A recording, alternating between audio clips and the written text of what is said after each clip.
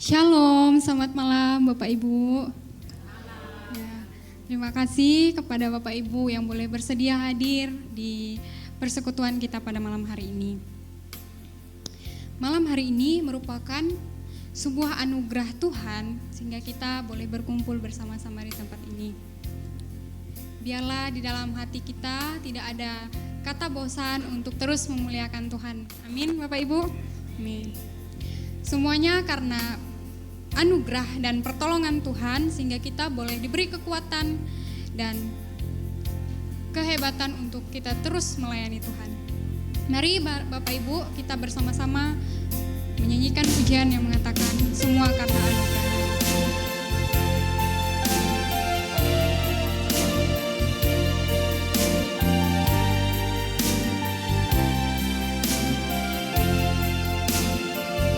Bukan karena kebaikanku, bukan karena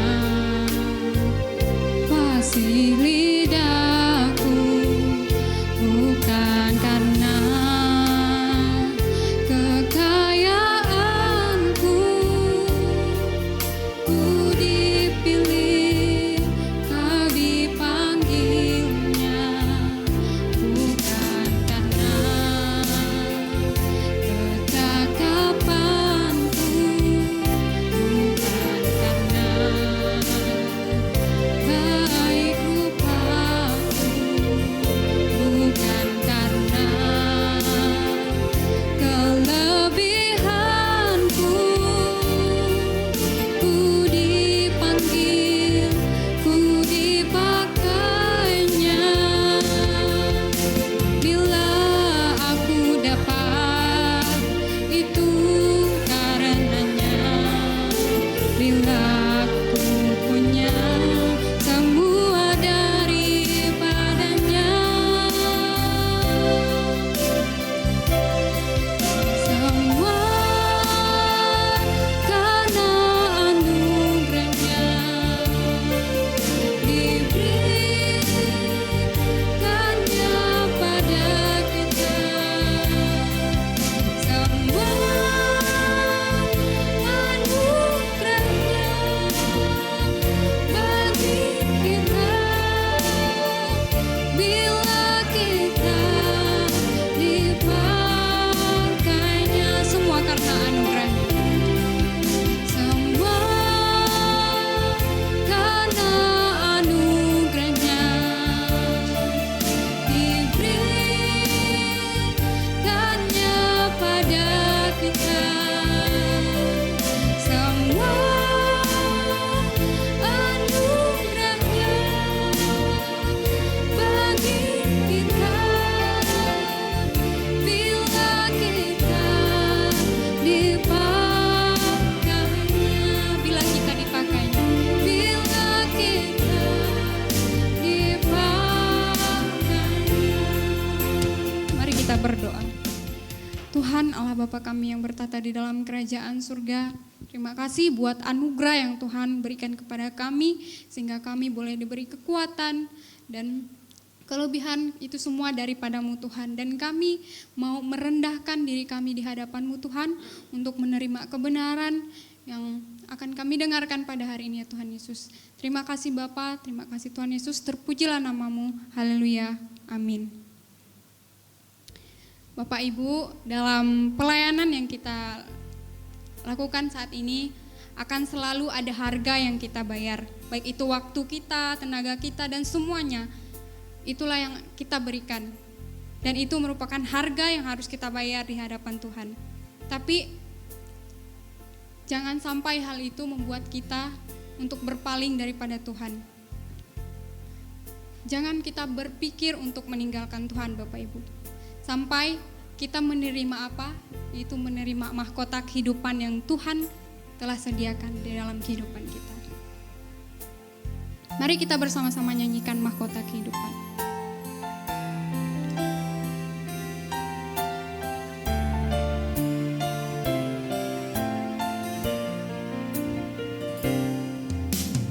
Tak akan pernah ku sesali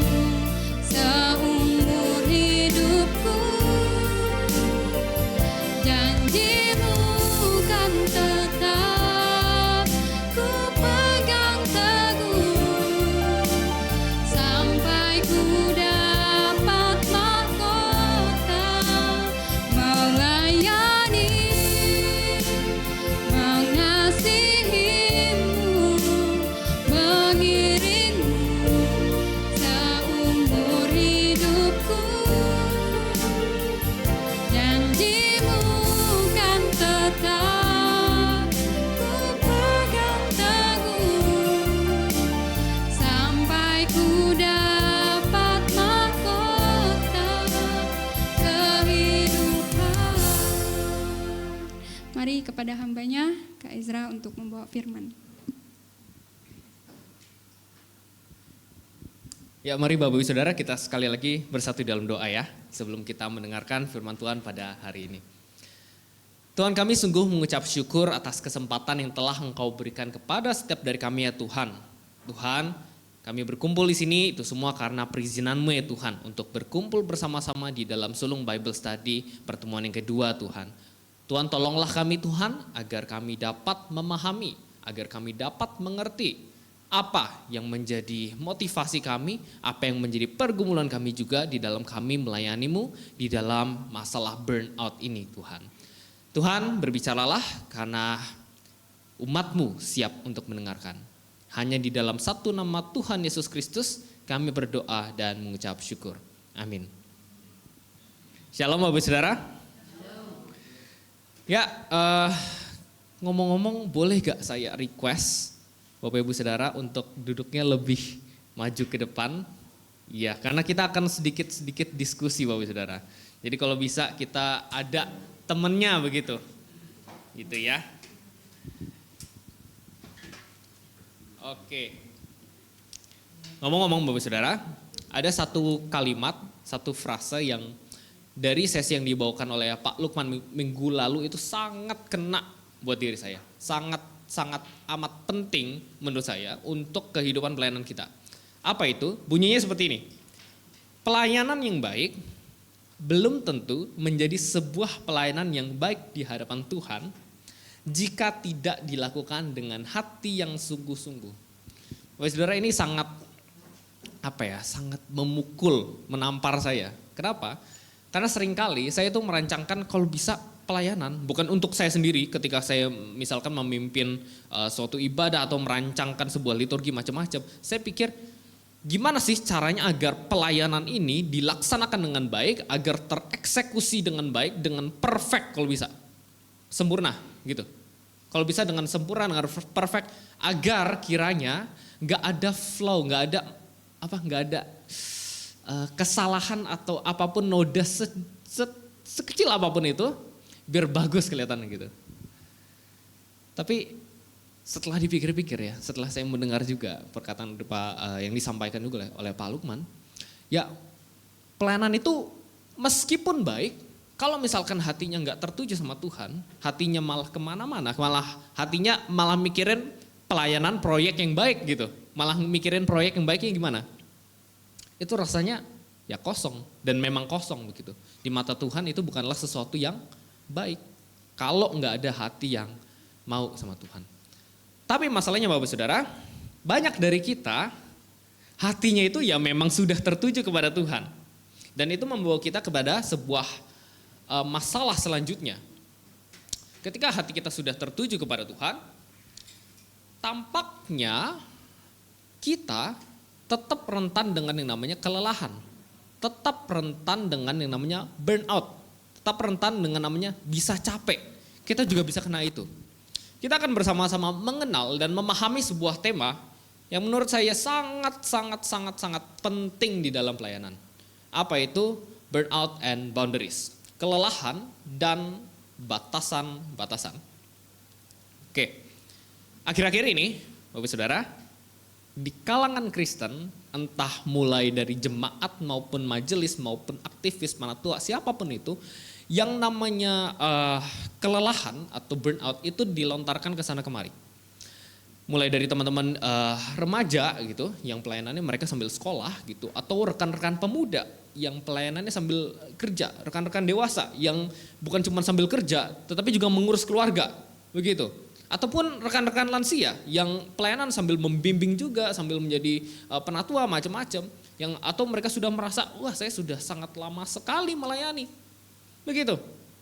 Tapi kita perlu bersama-sama ketahui, setiap kita yang kelelahan, setiap Bapak Saudara yang hari ini merasa kelelahan ataupun terluka karena nama Tuhan, ketahuilah bahwa Bapak Ibu Saudara di sini tidak sendiri. Bapak Ibu Saudara di sini tidak sendiri. Makanya tadi saya sedikit kasih spoiler di awal, jangan terpisah-pisah kalau dari Bapak Ibu Saudara. Kita tidak sendiri kok. Gitu. Nah, ada sebuah survei ya di Oktober tahun 2025 tahun lalu, SHRM 2025 Insight Workplace Mental Health gitu katanya. Lebih dari 52% karyawan, ini terlepas dari Kristen atau enggak ya, pokoknya karyawan, itu dilaporkan mengalami burnout atau kelelahan kerja kronis. Gitu. Ini baru yang di tempat kerja gitu. Belum memperhitungkan mereka yang kerja plus pelayanan. Saudara, di dalam SBS kali ini kita akan melihat ke dalam 4 bagian utama burnout ini. Saya akan bagi yang pertama, kita akan cari tahu dulu apa sih itu burnout, apa sih itu kelelahan gitu. Terus kita mau cek juga apa sih penyebabnya gitu. Lalu yang kedua, di bagian kedua kita juga akan melihat bukti di mana di dalam Alkitab. Karena ini kan sulung Bible study, bukan sulung misalkan education study atau sulung philosophical study. Kita sulung Bible study. Kita harus kembali ke Alkitab. Alkitab yang mengajarkan kita, Bapak Saudara. Kita akan melihat bahwa ternyata di dalam Alkitab yang namanya burnout itu nyata, itu ada, asli. Bukan cuman sekedar istilah modern doang, begitu. Terus yang ketiga, kita juga akan melihat ke dalam Alkitab, kita perhatikan di firman Tuhan, gimana sih kita mengatasi burnout ini. Dan yang terakhir, tentu saja kita juga akan melihat, kita akan mempelajari apa sih yang bukan adalah cara mengatasi burnout. Atau yang saya kenal dengan istilah batasan-batasan, boundaries.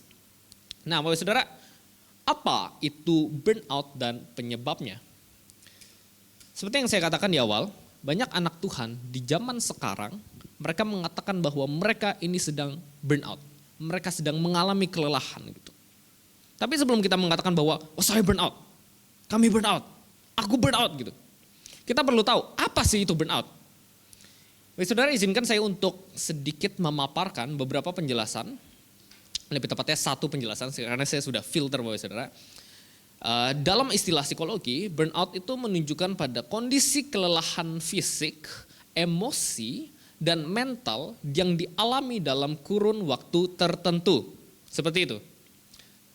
Nah, Bapak Saudara, bisa kita lihat yang namanya burnout itu terjadi ketika seseorang itu lelah, ingat ya, lelah di dalam 3 aspek yang terpisah. Ini dia Bapak Saudara. Ada aspek fisik, itu berkaitan dengan kesehatan. Gitu. Ada aspek emosi, itu berkaitan dengan kapasitas perasaan. Terus yang ketiga, ada aspek mental, bukan mental ya, mental gitu. Berkaitan dengan fungsi kognitif atau makna. Kognitif tuh ini, Bapak Saudara, otak gitu, pengambilan keputusan. Nah, kalau fisik tuh, jelas ya Bapak Saudara. Kalau fisik menurut saya sangat jelas. Apa sih? Badan lemas, cepet capek, begitu ya. Cepet capek, sakit kepala, nyeri otot, begalino, gitu-gitu. Itu ya fisik gitu. Gak bisa tidur. Terus mungkin sistem imunnya jatuh, ngedrop.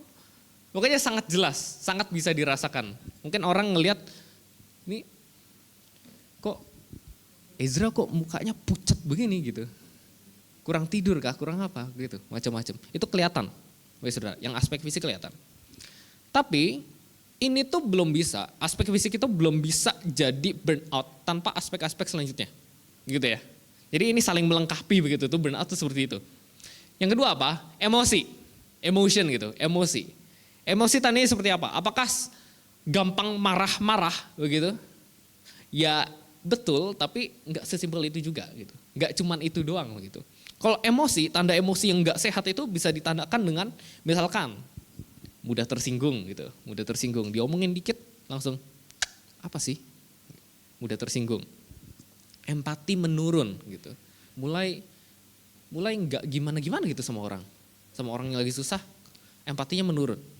Habis itu mulai jadi sinis, cuman curiga gitu sama kebaikan orang yang dikasih ke dia gitu. Orang baik sama dia malah dia sinisin begitu. Atau bahkan apatis yang betul-betul nggak peduli dengan hal-hal yang seharusnya adalah hal-hal yang penting. Apatis seperti itu. Nah, kalau seseorang itu sampai bisa memiliki ciri-ciri ini, waspada. Mungkin orang ini keadaan emosinya dia itu lagi nggak sehat, sedang tidak baik-baik saja. Begitu ya. Nah, lalu aspek yang ketiga di dalam checklist ini, di dalam checklist burnout ini, mental. Mental yang tidak sehat itu seperti apa? Pertama, overthinking. Overthinking itu apa, Bapak Saudara? Over kan kebanyakan. Thinking apa? Pikiran. Jadi kebanyakan pikiran. Kebanyakan pikiran terus-menerus. Karena dia nggak bisa, karena dia pikirannya terus-menerus, bisa konsentrasi apa enggak? Nggak bisa. Konsentrasinya hilang, nggak bisa konsentrasi sama sekali. Dan mungkin dia bahkan merasa nggak berguna juga gitu, nggak able to do something gitu, nggak bisa melakukan sesuatu begitu. Dan bahkan dia bisa kehilangan motivasi dan arah hidup dia. Mental. Nah, Bapak Saudara, saya memang bukan bukan seorang psikolog gitu. Tapi sejauh ini yang saya ketahui dan saya pelajari, kalau misalkan 3 checklist ini tidak terpenuhi, misalkan cuma 1 atau 2 gitu, kombinasinya cuma 2 gitu. Ya kemungkinan besar dia mengalami stres. Gitu. Kemungkinan besar mengalami stres. Bukan berarti kalau stres berarti boleh diremehkan. Ya enggak juga, Bapak Saudara. Tetapi memang pada hari ini kita mau bahas fase yang paling berbahaya. Paling berbahaya itu apa? Burnout. Nah, Bapak Saudara, coba perhatikan ya, 3 aspek ini tadi, mereka itu saling mempengaruhi gitu, saling melengkapi, saling mempengaruhi. Misalkan, mentalnya lelah gitu. Apa yang terjadi? Emosinya tumpul gitu. Kalau emosinya udah tumpul, fisiknya itu bisa sakit, karena dia udah gak bisa memutuskan dengan baik gitu. Fisiknya bisa sakit. Kalau fisiknya sakit, orang sakit tuh gampang marah gak sih, Bapak Saudara? Kalau saya sih iya. Saya kalau sakit lebih mudah gitu, dipancing sedikit marah, Bapak Saudara. Terus kalau emosi mudah meledak, mudah marah, apa yang terjadi? Mentalnya kacau, udah lingkaran setan itu, Bapak Saudara. Ngulang-ngulang. Gitu terus. Makanya Bapak Saudara, yang namanya burnout itu nggak bisa dianggap remeh. Yang namanya burnout itu disebut tuh kondisi multidimensional, gitu. Karena memang berbagai sisi ini, 3 sisi ini yang saling sambung menyambung jadi satu ini, bukan satu gejala tunggal tok gitu. Nah, oke, Bapak Saudara, itu adalah burnout. Nah, saya minta Bapak Saudara untuk coba diskusikan dengan rekan-rekan di sebelah kiri kanannya, mungkin boleh 2, 3 orang, 3, 4 orang, bolehlah. Coba diskusikan dengan rekan-rekan di sebelah kanan dan kiri. Dari checklist ini, nah ini dia. Berdasarkan checklist ini, apakah Anda pernah mengalami burnout selama pelayanan? Jadi coba dibatasi di pelayanan aja ya. Jadi mungkin ada di kerja juga, cuman batasi di pelayanan gitu. Di gereja gitu. Coba lakukan diagnosis dan bagikan pelayanan Bapak Saudara. Saya coba kasih ini ya, beberapa menit ya. 4 menit, saya sambil keliling juga Bapak Saudara. Silakan.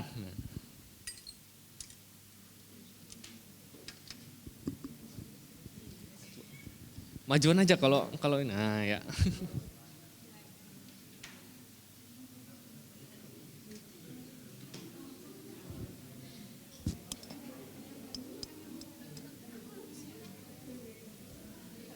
Saya sambil dengerin ya, Bu.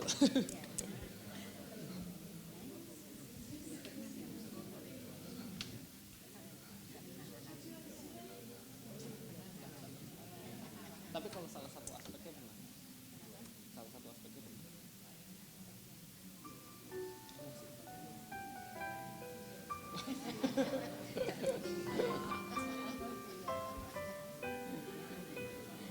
Kalau misalkan pelayanan, misalkan nyiapin apa gitu sampai subuh-subuh kan tidurnya kurang, tidurnya pelayanan itu sakit.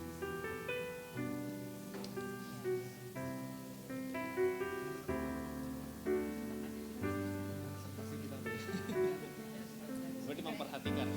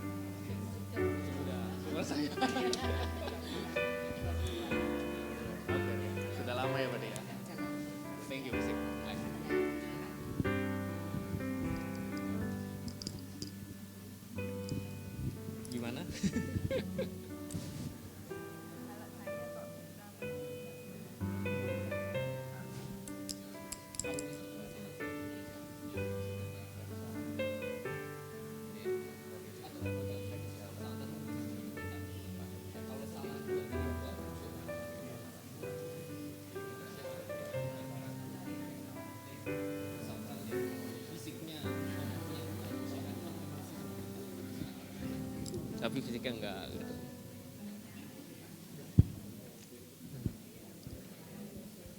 Jadi nggak harus 3 ya pengertian tadi. Oh, kalau 3 ya betul.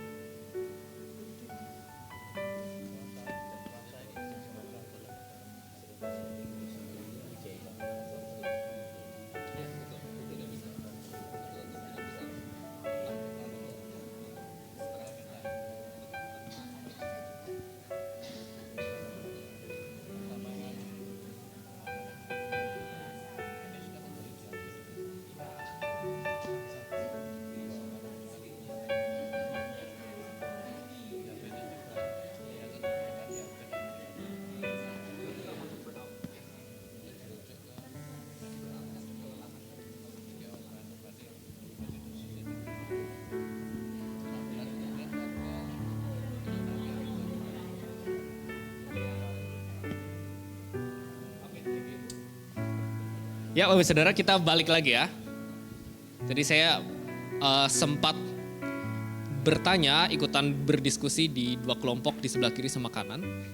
Jadi kalau saya melihat, jadi kalau di masa sekarang yang namanya burnout itu mungkin satu aspek gitu, misalkan salah satu emosi atau mental itu bisa terjadi bareng-bareng. Mungkin yang 3-tiganya itu kalau saya lihat sih agak jarang. Puji Tuhan, begitu.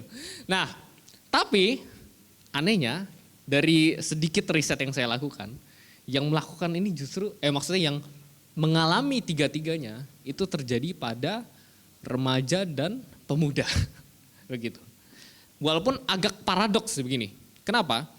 Kan yang punya pengalaman pelayanan yang panjang itu yang dewasa sama lansia ya, begitu ya. Seharusnya yang pengalaman yang sudah merasakan selak-beluk pelayanan ya dewasa dan lansia. Tetapi yang jadi masalah kok bisa-bisanya ini yang muda ini yang merasakan burnout begitu. Jadi ini adalah sebuah PR juga bagi kita untuk mencari tahu, wah ini kenapa nih dengan pemuda kita? Wah ini gimana dengan remaja kita? Nah Bapak Saudara, ternyata memang di antara rentang umur itu tidak sedikit dari kita yang mengalami yang namanya burnout ini. Bapak Saudara, kalau kita telusuri penyebab dari burnout ini sendiri itu enggak cuman sesimpel misalkan kita tuh lama kerja gitu atau kerja lembur begitu. Itu bukan cuman hal yang bisa membuat kita menjadi burnout gitu. Bukan cuman seperti itu doang.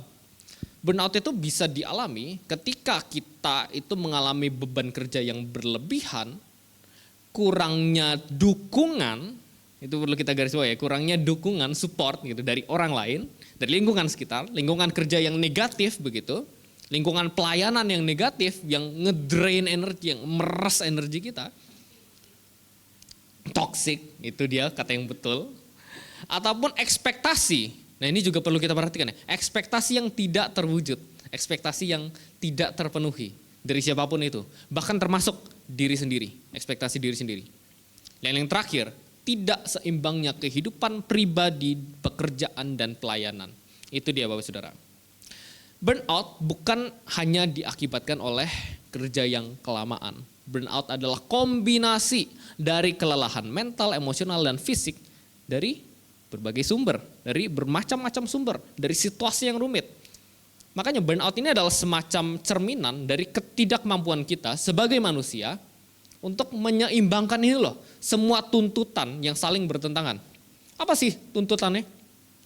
Wah, aku harus ada buat semua orang. Saya ini penatua, saya ini majelis, saya harus ada buat semua orang. Saya harus siap menangani teman-teman, rekan-rekan dan juga para jemaat Tuhan yang sudah dipercayakan gitu.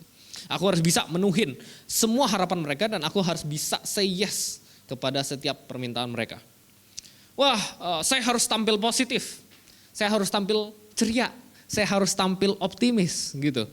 Terus saya harus menunjukkan seberapa baiknya dan kehidupan, seberapa baiknya dan stabilnya kehidupan saya. Meskipun mungkin ya saya di dalam hati ya agak hancur sedikit sih sebetulnya begitu. Mungkin tuntutan finansial gitu. Aku harus biayain anak, aku harus biayain rumah, pajak, macam-macam, makanan. Atau mungkin aduh nggak cukup nih duit buat jalan-jalan, buat refresh bulan ini begitu. Atau aduh nggak cukup duit buat anak sekolah, kuliah, macam-macam. Karena ya saya pengen jadi orang tua yang baik. Pengen anaknya tumbuh besar, pendidikannya bagus gitu. Dan bukan cuma merawat mereka yang muda, merawat anak-anak. Mungkin juga di antara kita ada juga yang merawat orang tua kita yang sudah lansia begitu. Wah udah semakin tua, udah semakin gak sehat, harus kontrol sana sini, harus perhatikan tensi lah, perhatikan gula darahnya, asam urat, macam-macam. Segala macam itu. Terus tambah lagi tuntutan pekerjaan. Lingkungan pekerjaan kita mungkin ya tadi ya toksik, gak sehat begitu. Ngomongin orang di belakang gitu. Atau abis itu pendapatan perusahaan atau proyek apapun itu lagi minus gitu. Proyek gak kelar-kelar. Abis itu tambah lagi pas kita buka HP kita buka media sosial, kita lihat status WhatsApp, Instagram apapun itu, kita lihat ini dunia sedang tidak baik-baik saja gitu. Entah itu Amerika katanya mau perang dunia ketiga gitu, macam-macam, ribut sana sini. Habis itu ada bencana alam, politik sana sini, macam-macam. Aduh, dunia sedang tidak baik-baik saja gitu. Terus tambah lagi beban spiritual. Seperti apa? Aduh, aku tuh nggak cukup baik. Aduh, aku tuh kayaknya berdosa banget deh. Aduh, aku tuh hidup tuh nggak sesuai dengan firman Tuhan. Aku tuh ekspektasi kehidupanku tuh nggak sesuai dengan apa yang aku bayangkan ketika aku mau masuk Kristen begitu. Ekspektasinya nggak tersampai. Akhirnya apa? Kinerja pelayananku di kepanitiaan jadi jelek. Kinerja pelayananku di kepenatuan, di komisi rasanya kayak berantakan, kayak nggak maksimal begitu. Dan kadang rasanya itu kayak aduh ini banyak banget gitu. Akeh tenan gitu. Dalam hati kita mungkin merasa, aku ini orang Kristen loh. Aku ini anak Tuhan loh. Terus saya diajarin sama teman saya bahasa Jawa, aduh urip kok abot men gitu. Saya nggak tahu bacanya apa bener apa enggak gitu. Urip kok ngene gitu. Hidup kok kayak gini gitu. Terus mungkin kita sesama rekan Kristen kita ngomong, ini terjadi gara-gara kamu pelayanannya kurang sungguh-sungguh gitu. Ini terjadi gara-gara kamu kurang doa, ya kamu doakan aja. Ya kamu bawa ke Tuhan. Kita jawab, kamu ku bawa ke Tuhan gitu. Saudara, kita tuh jadi nggak terkontrol gitu. Kita jadi nggak terkontrol. Ketika kita mengalami ini, ketahuilah bahwa kita tuh nggak sendirian. Dan saya bukan mengatakannya nggak sesimpel ini ya. Kita harus berjalan bersama-sama sebagai satu tubuh Kristus. We will walk with each other, satu dalam Kristus gitu. Nggak cuma begitu doang. Tetapi kita juga berjalan bersama-sama dengan Sang Kristus. Bukan cuma satu dengan yang lainnya doang. Gitu ya saudara, itu satu hal yang perlu kita ingat terus. Karena Alkitab sendiri itu udah kasih contoh burnout bukan sekali apa dua kali aja, saudara. Nah, kita akan lanjut sebagai pengingat yang namanya burnout itu bukan sekedar stres, bukan sekedar capek stres biasa begitu. Kalau stres itu kan sifatnya sementara dan terkait dengan kejadian atau peristiwa tertentu. Kalau yang namanya burnout, itu saya ngomong itu stres kronis gitu, kronik stres. Stres kronik yang rasanya tuh nggak habis-habis, membuat seseorang tuh merasa nggak berdaya dan dia bisa kehilangan harapan. Dan kalau Bapak Saudara merasakan ini, ketahuilah ada beberapa tokoh di dalam Alkitab yang mengalami juga. Kita langsung masuk ke dalam Alkitab ya Bapak Saudara. Kita mulai dengan tokoh yang paling terkenal. Ini dia Bapak Saudara, Musa. Secara khusus di dalam kitab Keluaran pasal 32 hingga 34. Saya nggak akan minta Bapak Saudara untuk baca bersama-sama, tapi kalau bisa ada Alkitab fisik atau Alkitab HP, kita buka bersama-sama biar kita bisa sambil ini loh. Kayak menerawang gitu, kayak gimana sih ceritanya gitu. Kitab Keluaran pasal 32 hingga 34. Kalau kita baca kisah yang dicatat di sini, kita nih melihat seorang pemimpin yang kebakaran gitu. Atau saya ngomongnya kebakaran jenggot gitu. Bakaran. Menghadapi apa? Menghadapi kegagalan pengikutnya beban tanggung jawab yang luar biasa, dan juga kelelahan emosional. Saudara bisa sambil ini ya, baca sedikit pasal-pasal ini. Kalau di pasal 32, kita tuh bisa melihat kejadian tragedi anak lembu emas, itu golden calf itu. Setelah 40 hari Musa ada di puncak gunung Sinai, Musa turun dan menemukan bangsanya sedang berpesta pora menyembah patung emas. Nah, apa sih reaksi si Musa ini? Apa sih jadi reaksinya Musa? Musa di dalam kemarahan yang meledak-ledak gitu, meletup gitu, dihancurkan itu dua loh batu itu, prak gitu, hancur. Di pasal 33, pasal selanjutnya, kita bisa menemukan ini ya, syafaatnya Musa. Dan krisis identitas dari Musa ini mulai kelihatan nih, burnout-nya mulai kelihatan dari Musa. Allah sampai menyatakan bahwa dia tidak akan menyertai bangsa itu lagi karena kekerasan dari hati bangsa Israel. Makanya bangsa Israel disebut sebagai bangsa yang tegar tengkok gitu loh. Karena memang keras kepala begitu. Sampai-sampai karena Tuhan udah ancam seperti itu, Musa tuh harus bernegosiasi dengan Tuhan di dalam kemah pertemuan itu ya. Memohon agar, aduh Tuhan engkau harus tetap menyertai bangsa ini. Atau lebih baik ya si Musa ini ya, aku nyerah aja deh gitu. Aku menyerah aja, aku gak usah melangkah maju lagi deh gitu. Baik saudara, Musa mengalami yang namanya ledakan reaksi emosional ini. Kalau di pasal 32 ayat 19, Musa membanting loh batu yang ditulis oleh jari Allah sendiri. Ngomong-ngomong secara logika ya, secara logis, itu benda itu ya, benda loh batu itu yang dia hancurkan. Itu adalah benda yang artefak paling suci di dunia gitu. Kenapa? Yang nulis tuh jarinya Tuhan sendiri loh. Tapi bisa-bisanya dibanting. Saking dia burn out ya begitu Bapak Saudara. Kemarahan Musa tuh melampaui logika bahwa ini adalah artefak yang suci. Saudara, Musa merasakan tanggung jawabnya tuh terisolasi, tanggung jawabnya tuh ada sama dia sendiri dong gitu. Dia merasa bahwa ya cuman aku yang peduli, cuman si Musa doang yang peduli. Di pasal 33, Musa ngomong sama Tuhan, engkau menyuruh aku membawa bangsa ini, tetapi engkau tidak memberitahukan kepadaku siapa yang akan engkau utus bersama-sama dengan aku. Musa merasa kesepian. Dia merasa kesepian di puncak kepemimpinannya di bangsa Israel itu. Kan memang dia memimpin kan paling tinggi ya. Dan memang burnout yang dirasakan si tokoh Musa ini itu memang terjadi karena dia kerja terlalu keras. Begitu. Terlalu banyak yang diemban gitu. Dia merasa bahwa beban yang dia pikul itu ya memang ini beban yang saya bawa sendiri. Ini beban yang saya bawa sendiri doang gitu. Nggak bisa, orang lain tuh nggak bisa bantu saya begitu. Dan terakhir, saya yakin Musa tuh mengalami kelelahan fisik yang ekstrim. Puasa 40 hari bro gitu. Coba bayangin Bapak Saudara ya.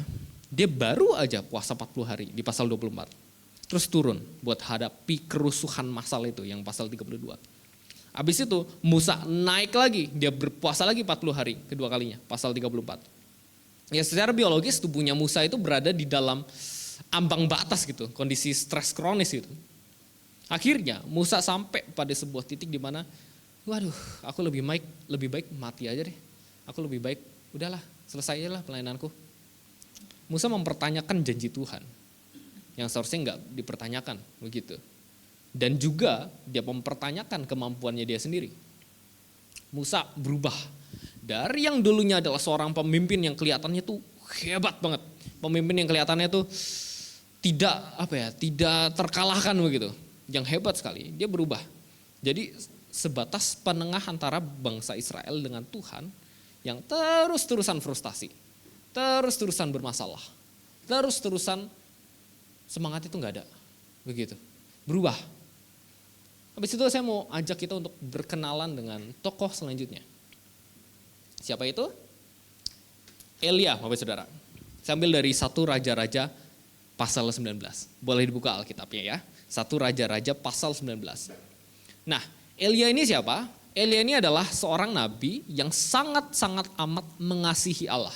Sangat-sangat dipakai oleh Allah, sangat-sangat setia sama Allah. Tetapi dia pun juga mengalami kecemasan. Dia pun juga berperang melawan depresi, berperang melawan kelelahan, dan juga berperang melawan burnout ini. Elia, orang yang sangat dekat dengan Tuhan. Gitu. Dan mungkin saya bantu mengingatkan ini ya, mengingatkan apa aja sih prestasinya si Nabi Elia ini. Dia ini loh, menghadapi Raja Ahab. Raja Ahab di masa itu yang jahat gitu. Dan dia kasih tahu ke Raja Ahab, "Hei, kamu ini berdosa. Kamu ini berdosa terhadap Tuhan."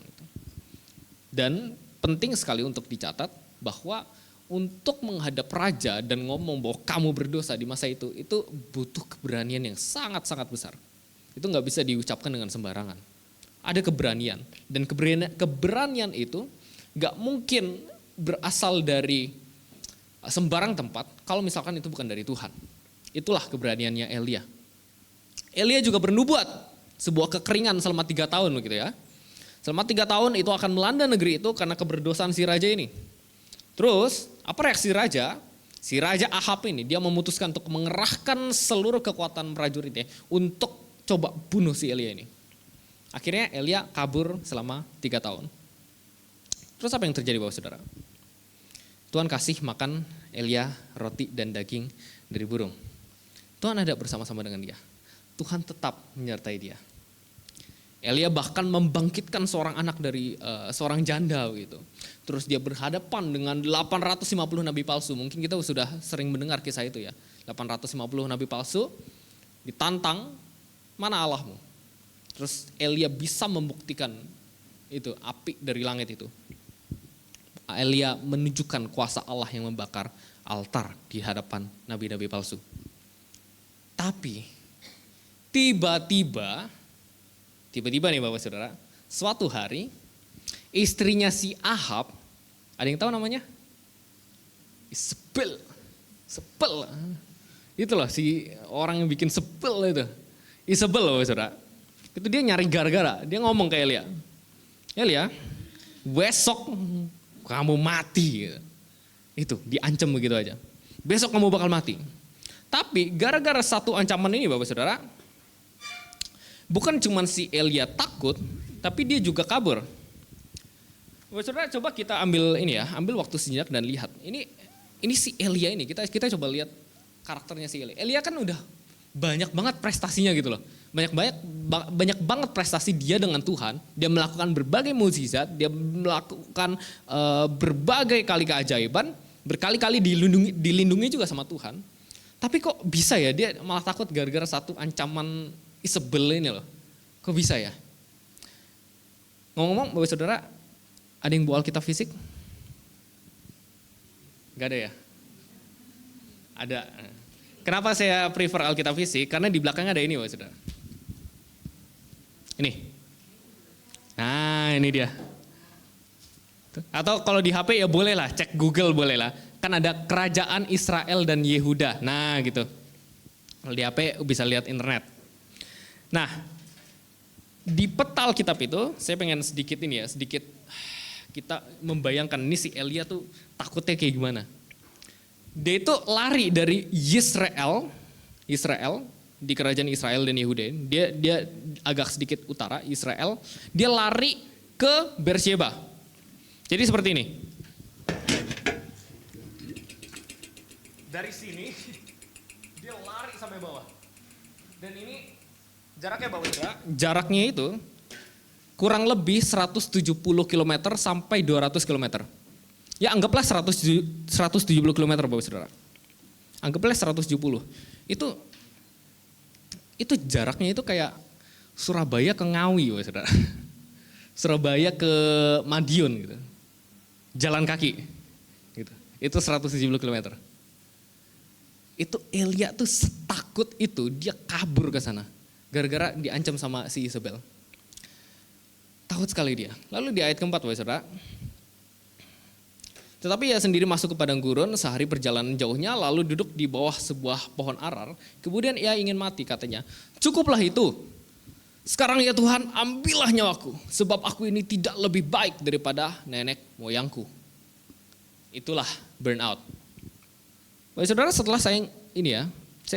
saya melihat kisah ini, Saya harap kita semua sadar, kalau misalkan Musa dan Elia, dua tokoh yang sangat-sangat amat dipakai oleh Tuhan, dua tokoh yang sangat-sangat penting di dalam perjanjian lama ini, bisa mengalami burnout, itu artinya ini Bapak Saudara, mengalami burnout itu bukan tanda kita adalah seorang Kristen yang tidak baik. Mengalami burnout adalah bukti kita adalah manusia. Ini perlu banget kita catat, perlu banget kita ingat. Kenapa? Karena banyak orang zaman sekarang, Saudara, maaf kata, oh kamu burn out, oh kamu kelelahan di dalam pelayanan, oh imanmu kurang. Maaf kata, Saudara, itu kalau kita tahu firman Tuhan itu kurang ajar, Saudara. Berarti kita ngatain Musa, Elia, imanmu kurang, gitu. Makanya, Saudara, yang namanya burn out itu bukan tanda kita adalah orang Kristen yang tidak baik. Itulah tanda bukti nyata bahwa kita adalah manusia yang terbatas. Dan Tuhan sangat tahu akan hal ini. Tuhan udah menyiapkan semacam penanggulangan begitu untuk burnout ini. Kita masuk ke dalam bagian ketiga dari SBS ini ya Bapak Saudara. Ini dia, cara mengatasi burnout. Coba kita buka Bilangan 11 ayat 11 sampai 17. Bilangan 11 ayat 11 sampai 17. Saya bacakan untuk kita semua. Lalu berkatalah Musa kepada Tuhan, mengapa kau perlakukan hambamu ini dengan buruk dan mengapa aku tidak mendapat kasih karunia di matamu sehingga engkau membebankan kepadaku tanggung jawab atas seluruh bangsa ini? Akukah yang mengandung seluruh bangsa ini atau akukah yang melahirkannya sehingga engkau berkata kepadaku, pangkulah dia seperti pak pengasuh memangku, anak yang menyusu. Berjalan ke tanah yang kau janjikan dengan bersumpah kepada nenek moyangnya. Dari manakah aku mengambil daging untuk diberikan kepada seluruh bangsa ini? Sebab mereka menangis kepadaku dengan berkata, berilah kami daging untuk dimakan. Aku seorang diri tidak dapat memikul tanggung jawab atas seluruh bangsa ini. Sebab terlalu berat bagiku. Jika engkau berlaku demikian kepadaku, sebaiknya engkau membunuh aku saja. Jika aku mendapat kasih karunia di matamu, supaya aku tidak harus melihat celakaku. Nah, Bapak Saudara, sekarang kita coba perhatikan dengan baik ya jawaban Tuhan di ayat 16. Lalu berfirmanlah Tuhan kepada Musa, kumpulkanlah di hadapanku dari antara para tua-tua Israel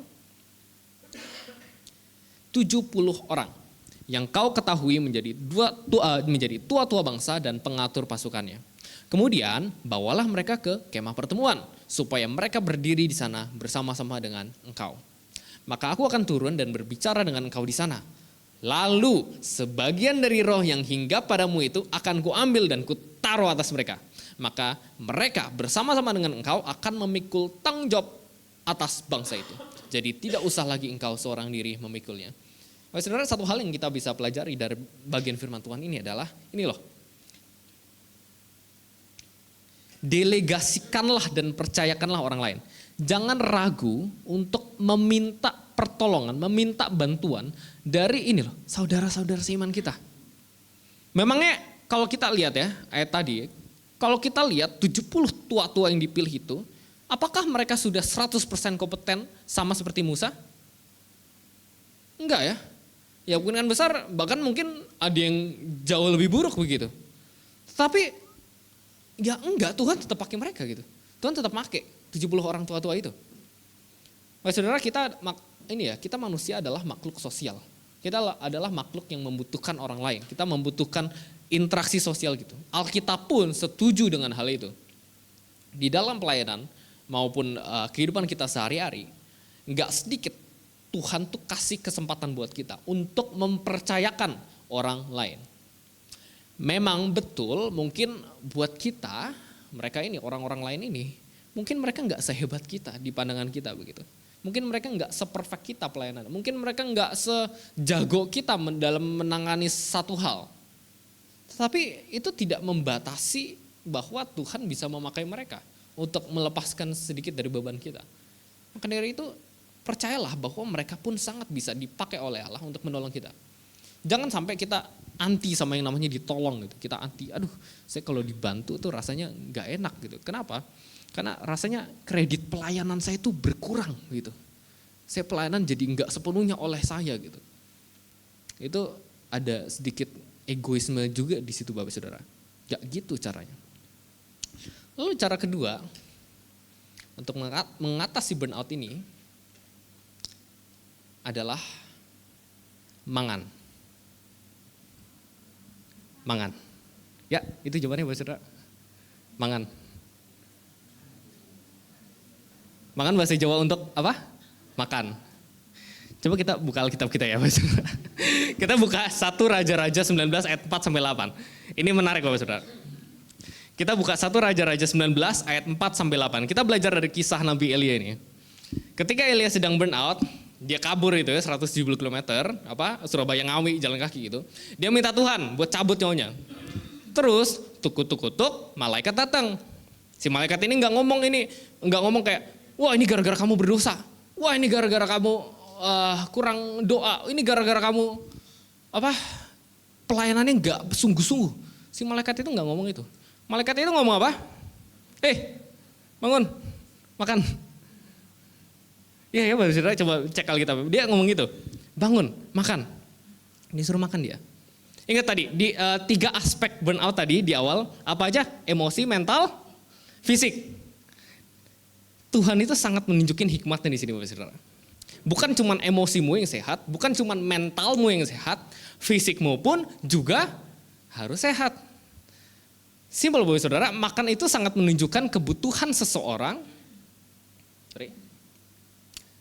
Kebutuhan seseorang untuk merawat dirinya secara fisik. Jadi bukan literally ya makan gitu, tapi ini loh, merawat tubuh kita secara fisik gitu. Firman Tuhan sangat-sangat praktis di sini. Jangan sampai kita tuh nggak bisa memperhatikan kesehatan kita. Bapak Saudara, ini ya, kalau misalkan kita gampang capek, kita sadar kita tuh gampang capek, kita tuh gampang lelah, kita tuh pusing segala macam itu. Ya kita perhatikan gitu. Jangan-jangan kita kurang makan gitu. Atau mungkin jangan-jangan kita kebanyakan makan, kita nggak tahu gitu. Kan yang penting adalah ya kita merawat tubuh fisik ini. Kita rawat ini loh, bait Allah kita, bait Allahnya Tuhan, ya kita rawat. Gitu.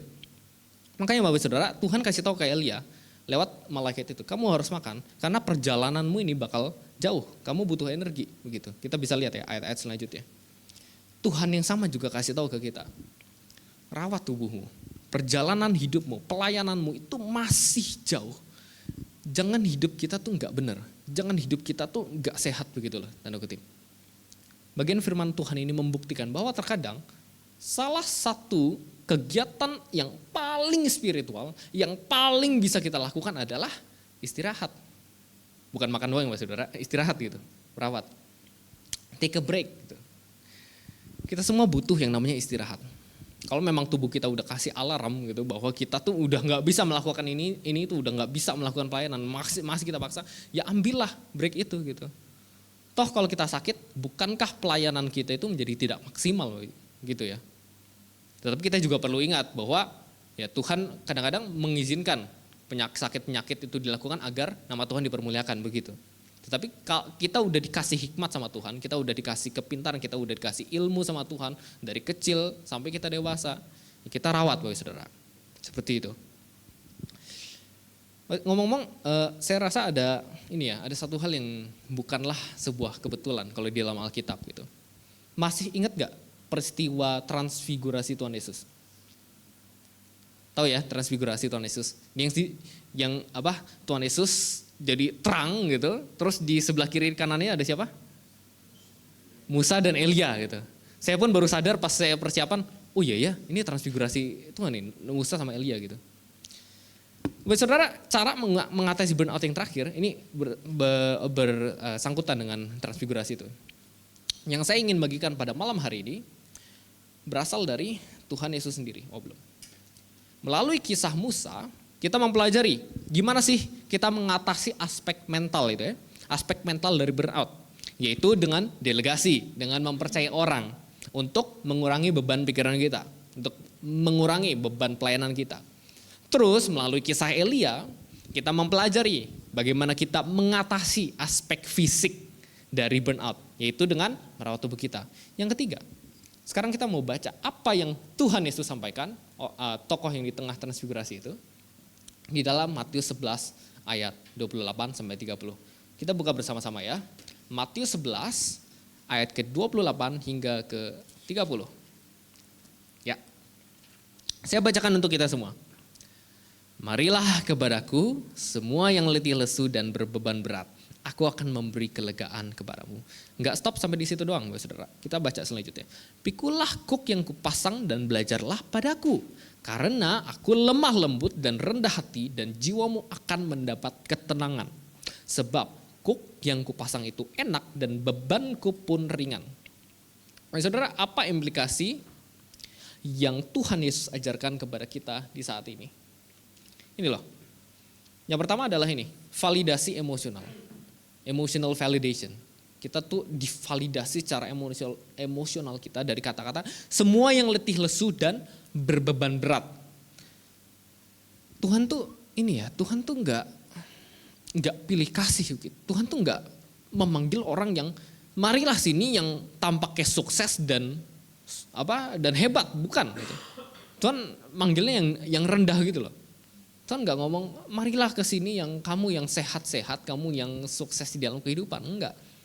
Ajakannya Tuhan Yesus itu menghancurkan stigma bahwa merasa lelah itu tadi itu kegagalan iman gitu. Itu dihancurkan sama Tuhan Yesus itu. Yesus mengakui bahwa beban hidup itu, ekspektasi, tekanan, masalah pelayanan itu bisa menjadi sangat berat secara emosional. Jadi langkah pertama pemulihan emosi adalah ayo kita tuh jangan pura-pura bahwa kita tuh baik-baik aja. Kita harus berhenti berpura-pura bahwa kita tuh oke, kita itu fine-fine aja gitu. Berhenti gitu. Yang kedua, ini loh kalimat jiwamu akan mendapat ketenangan. Pemulihan jiwa. Ada perbedaan antara fisik tidur, istirahat fisik gitu, istirahat fisik yang kita tidur dan juga ketenangan jiwa gitu, rest for the soul gitu, ketenangan jiwa yang rest begitu. Orang yang burn out, saudara, itu mereka bisa aja, mereka tidur 10 jam, tapi pas mereka bangun, mereka tetap merasakan ini loh, cemasnya itu masih ada. Mereka udah tidur lama, tapi cemasnya masih ada. Nah, Bapak Saudara, ayat ini menjanjikan pemulihan pada levelnya tuh level hati gitu, level yang efektif, level yang paling dalam gitu. Ketenangan jiwa itu artinya hilangnya kecemasan kronis, hilangnya kecemasan yang mendalam itu. Berhentinya suara-suara negatif di kepala dan pulihnya kapasitas kita untuk bisa merasakan kebahagiaan lagi. Itu loh pemulihannya. Lalu yang ketiga, kita diajak sama Tuhan Yesus untuk belajar ini loh. Belajarlah padaku. Kalau saya menyebutnya itu ada semacam ritme anugerah, ada ketukan itu, ritme ketukan anugerahnya Tuhan. Kenapa? Karena burnout pelayanan yang kita alami, yang kita rasakan, mungkin itu adalah hasil ritme kehidupan kita yang dipaksain. Dipaksain dengan apa? Dengan ambisi pelayanan ataupun ekspektasi yang penuh dengan rasa takut. Aduh, ini saya kalau pelayanan nggak betul gimana gitu. Jadi itu ritmenya salah gitu. Udah salah dari sananya gitu. Kita perlu belajar mengikuti Yesus. Kita perlu belajar sebuah ritme yang baru gitu. Kapan kita harus melayani dengan penuh integritas, kapan kita harus berhenti, kapan kita harus stop. Udah, stop, gak usah lanjut lagi. Gitu. Dengan penuh kepercayaan bahwa ya memang Tuhan udah pegang kendali kok. Tuhan udah mengendalikan seluruh alam semesta. Masa Tuhan gak bisa mengendalikan pelayanan yang kita stop sebentar gitu. Ya, have faith gitu. Kita punyailah iman gitu. Dengan menerima ajakan ini, Bapak Saudara, kita akan membebaskan diri kita dari kebutuhan emosional untuk selalu membuktikan diri atau menyenangkan semua orang. Kita harus bisa bebas dari itu. Kita harus bisa stop dengan mengikuti Tuhan Yesus. Kita harus stop mencoba untuk membawa kesenangan bagi setiap orang yang ada di muka bumi ini. Kita stop itu, kita cut di situ. Nah, saudara, ketika kita burn out menjalankan pelayanan gitu, kita seringkali kita galak atau keras sama diri kita sendiri. Kalau ketika kita kelelahan, kita merasa gagal, kita benci sama kelemahan kita. Tetapi Tuhan Yesus mendekati kita dengan sebuah kelembutan, bukan dengan sebuah kegalakan atau kekerasan gitu. Tuhan Yesus mendekati kita dengan kelembutan, bukan dengan tuntutan yang baru. Enggak ada tuntutan baru yang dikasih sama Tuhan Yesus gitu. Dengan kata lain, kalau misalkan Tuhan aja lembut kepada Anda, mengapa Anda harus begitu keras? menghukum diri Anda sendiri.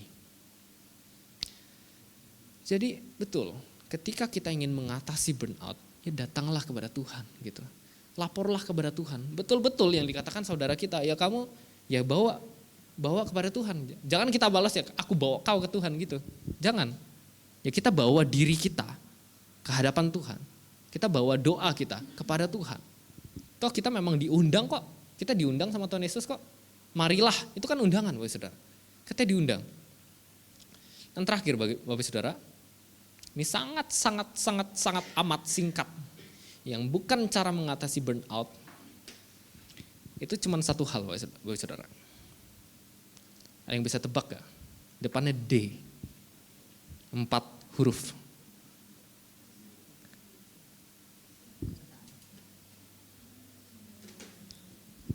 Dosa. Satu-satunya yang kita nggak boleh lakukan untuk mengatasi burnout adalah apapun yang ujungnya dosa. Bapak Saudara, ini mungkin buat kita udah terbiasa dengan kata dosa gitu. Kita udah terbiasa dengan dosa itu melakukan hal yang jahat di mata Tuhan bla bla bla bla gitu. Tapi Bapak Saudara, ketika kita under pressure gitu, ketika kita sedang keadaan flight or fight gitu, keadaan yang betul-betul mencekam di dalam kelelahan kita burnout, kita stres macam-macam. Ini tuh sangat rentan terjadi Bapak Saudara. Dosa itu mengintip Bapak Saudara. Sama seperti Kain dan Habel. Dosa tuh mengintip begitu. Coba kita buka ya di Bilangan 20 ayat 8.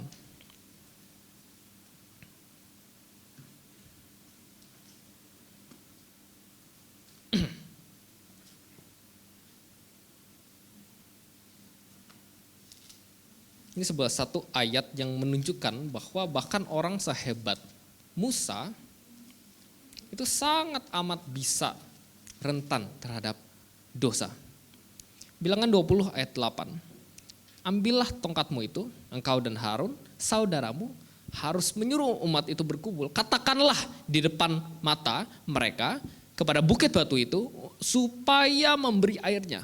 Demikianlah engkau mengeluarkan air dari bukit batu itu bagi mereka dan memberi minum umat itu serta ternaknya. Terus kita tahu apa yang terjadi. Si Musa melakukan apa Bapak Saudara? Pukul batunya. Musa tuh enggak berpikir, ini adalah dosa gitu. Musa tuh frustasi, di pikiran dia tuh, ini aku lagi marah gitu. Aku lagi burn out gitu, aku lagi gak seneng gitu, aku lagi capek gitu. Dia bukan berpikir aku mau melawan Tuhan, enggak gitu. Tapi ketika dia enggak waspada, dia enggak was-was terhadap apa tindakannya, dia lakukan itu, cetak. Dia enggak sesuai, dia tidak melakukan apa yang sesuai dengan perintah Tuhan. Tuhan suruh dia untuk bicara. Apa yang dia lakukan? Dia ketok. Bapak Saudara, terkadang kita sering saat teduh, kita udah tahu apa sih Tuhan tuh maunya apa gitu. Kita sudah tahu dengan jelas skenario paling optimal bagaimana kita menghidupi firman Tuhan. Kita udah tahu gitu. Kita udah berpuluh-puluh tahun hidup sebagai orang Kristen gitu. Tetapi ketika kita under pressure, kita ada di dalam tekanan keadaan itu, kita tuh bisa-bisa aja lupa gitu. Terus gimana cara menanggulanginya? Ya gampang. Ketika kita under pressure, kita ingat nih satu kata ini, dosa. Aduh, jangan sampai aku melakukan dosa. Jangan sampai aku melakukan dosa. Jangan sampai aku melukai hati Tuhan gitu. Jangan sampai kita seperti Musa. Udah dipakai dengan hebat oleh Tuhan. Jatuh ke hal yang simpel gitu. Nah saudara, inilah berbagai langkah-langkah yang kita perlu lakukan ya saudara. Di dalam menghidupi kehidupan pelayanan kita. Sebagai tema SBS kita pada fase ini ya, rethinking healthy ministry. Gimana bisa ministry kita, pelayanan kita menjadi healthy, menjadi sehat, kalau misalkan kita mengalami burnout gitu. Kita harus punya strategi, gimana sih kita mencegah burnout ini. Dan strateginya ya tadi. Dan paling penting, kita harus jauhi itu dosa. Amin Bapak Saudara. Mari kita bersatu dalam doa lalu kita akan masuk ke sesi tanya jawab. Tuhan kami sungguh mengucap syukur, Engkau adalah Allah yang begitu agung, begitu hebat Tuhan. Dan Engkau telah memilih kami umat-Mu untuk menjadi agen-agen-Mu, agen-agen kerajaan di muka bumi ini Tuhan. Tuhan, Engkau memberikan kami sebuah kehormatan untuk melayani-Mu. Karena Engkau adalah Raja di atas segala raja ya Tuhan. Tetapi perlu kami sadari Tuhan, bahwa ternyata kami adalah manusia yang terbatas. Kami sadari bahwa kami adalah manusia yang terkadang ya nakal Bapak Saudara. Ya Tuhan. Ya Tuhan, untuk itu kami memohon Tuhan, agar kiranya di dalam kehidupan kami, entah itu di dalam keluarga kami, entah itu di dalam pelayanan kami terus ingat untuk taat kepada firman-Mu Tuhan. Terus ingat untuk tidak melakukan dosa ketika kami sedang dihadapkan dengan kelelahan itu Tuhan. Burnout itu Tuhan. Lindungilah kami ya Tuhan. Tuhan, tunjukkanlah kasih-Mu Tuhan, seperti Engkau telah menunjukkan kasih-Mu terhadap nabi-Mu Elia. Tunjukkanlah kasih-Mu, penyertaan-Mu seperti Engkau telah tunjukkan ya Tuhan kepada Musa. Dan tolonglah kami Tuhan, agar kami sadar setiap hari Tuhan, untuk datang kepadamu, diri kami yang letih, lesu, dan berbeban berat ini. Hanya di dalam nama Tuhan Yesus Kristus kami berdoa dan mengucap syukur. Amin. Ya, mungkin untuk selanjutnya masih ada waktu ya. Kalau misalkan ada pertanyaan, diskusi, apapun itu boleh disampaikan. Ya, mungkin dari yang online juga ada.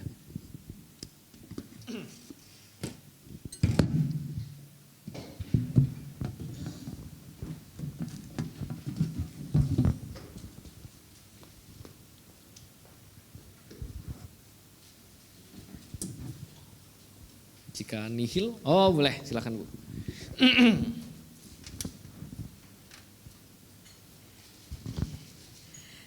Selamat malam Pak Esra. Saya mau tanya, kalau pada saat burnout, lalu kita tahu Tuhan, firman Tuhan, dan Tuhan seperti tadi kayak Tuhan menyuruh Musa berkata kepada gunung batu, tapi Musa bukan berkata tapi melakukan hal yang lain. Seandainya pada saat itu di dalam keadaan Musa yang sedang tertekan, dia tidak melakukan apa-apa. Jadi dia tidak berkata kepada gunung batu itu, dia justru mundur dan seperti Elia tidur. Apakah itu termasuk tidak mentaati firman Tuhan sehingga berarti melakukan dosa, atau justru memberi waktu kepada diri sendiri untuk memulihkan? Bagaimana Pak? Baik, jadi pertanyaannya adalah kalau misalkan Musa tidak memukul, tetapi memang tidak melakukan juga gitu ya. Jadi dia mundur dari pelayanan, apakah dia berdosa? Nah Bapak Saudara, ini menurut saya pertanyaan yang cukup bagus. Kenapa? Karena di dalam iman kita mengenal dua macam dosa. Hari ini saya sambil buka ya.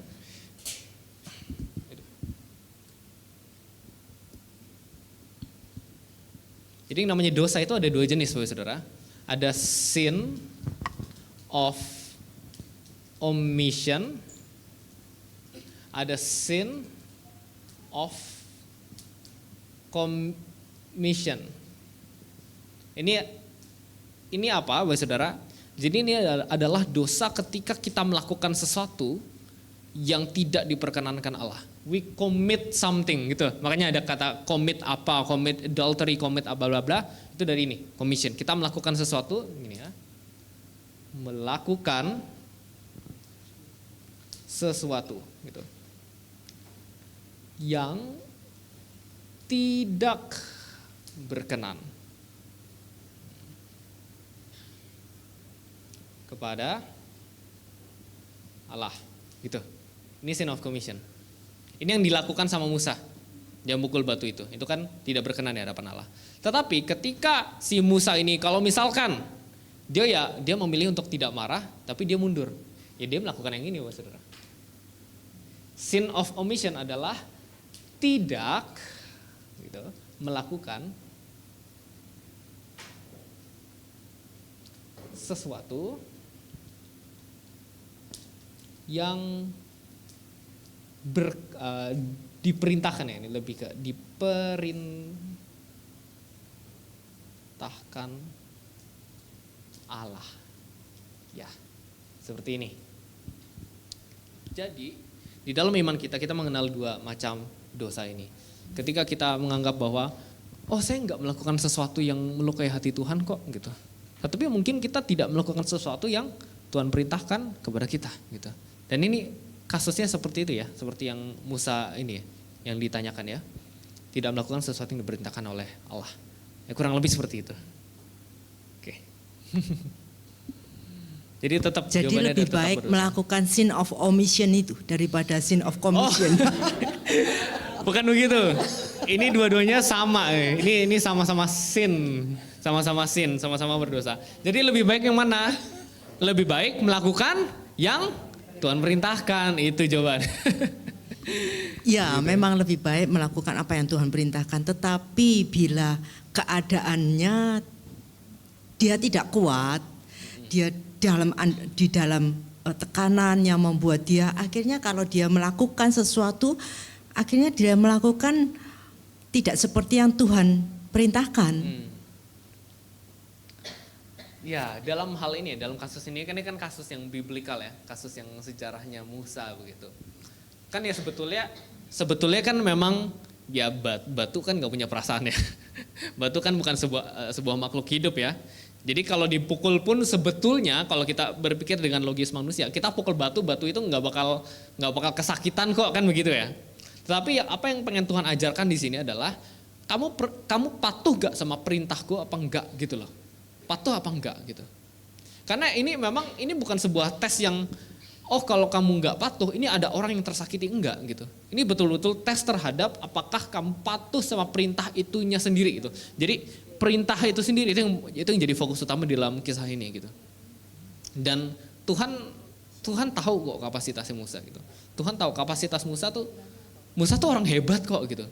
Tetapi di saat itu dia bisa-bisanya tidak mau mendengarkan perintah Tuhan dan lebih memilih untuk ya aku ekspresikan saja gitu. Aku ekspresikan saja ke dumelnya hatinya dia gitu loh. Diekspresikan gitu loh. Jadi memang sebetulnya ya kita nggak bisa jawab apakah ini lebih baik daripada itu lebih baik daripada ini. Karena saya yakin kalau misalkan si Musa itu nggak mukul batu itu dan terus dia mundur, saya yakin itu batu tetap ngeluarin air kok gitu. Terus tetap sama aja, outcome-nya tetap sama aja. Si Musa tetap nggak bakal masuk tanah Kanaan gitu. Karena dia melakukan dosa gitu. Jadi jawabannya adalah ya ini sama-sama dosa begitu. Sama-sama dosa di mata Allah. Seperti itu. Ya. Kamu jawab? Lempar ya tuh. Gimana? Musa itu kan maksudnya reaksinya seringnya itu ledakan emosinya melempar ini toh apa ini? Ya pakai aja. Oh iya. Loh batu maksudnya itu toh. Terus kemudian tongkat itu. Jadi dia memang padahal Musa itu terkenal lemah ini ya, melankolis harusnya ya. Dia Secara ini kan dia melo tuh. Kalau Abraham itu itu kan memang karakternya itu karakter lebih ke pragmatis gitu kan, ya. tenang gitu. Kalau Musa tuh memang melankolis. Ya. Jadi orang-orang melankolis itu kalau ada dalam pressure yang kuat itu luar biasa memang. Betul. Jadi seperti itu kan. Ya. Oke, ya menambahkan aja. Jadi makanya kenapa timbul meledak-ledak. Padahal harusnya karakter Musa bukan orang yang meledak-ledak ya kan. seperti itu, ya. Ya, thank you tambahannya ya. Sip, ada lagi ya? Oke. Ya, kalau apakah burnout itu bisa menyebabkan seseorang itu mundur dari pelayanan? Apakah burnout Bisa menyebabkan seseorang dalam tanda kutip ngambek mundur dan dari pelayanan. mundur dari pelayanan. Dan apa yang harus kita lakukan misalnya sebagai pengurus menghadapi orang yang seperti itu, apa yang harus kita lakukan? Ya. Kemudian ada lagi pertanyaan yang kedua, apakah burnout ini untuk orang yang aktif yang melayani atau bisa juga terjadi kepada jemaat? Misalnya jemaat itu merasa bagaimana secara fisik atau secara mati, iki aku nang gereja kene iki kok orangnya kelompok-kelompok misalnya. Seperti merasa dia tidak dianggap atau bagaimana kok mengelompok sendiri-sendiri kok gak nyaman seperti itu. Terjadi dengan jemaat itu bisa apa enggak? Sehingga burnout dia enggak nyaman di sulung misalnya. Akhirnya ke tempat lain itu bisa menyebabkan jemaat juga atau bisa untuk atau pelayan saja atau bisa gitu. untuk jemaat juga. Makasih. Ya. Apakah burnout bisa menyebabkan seseorang mundur dari pelayanan? Ya.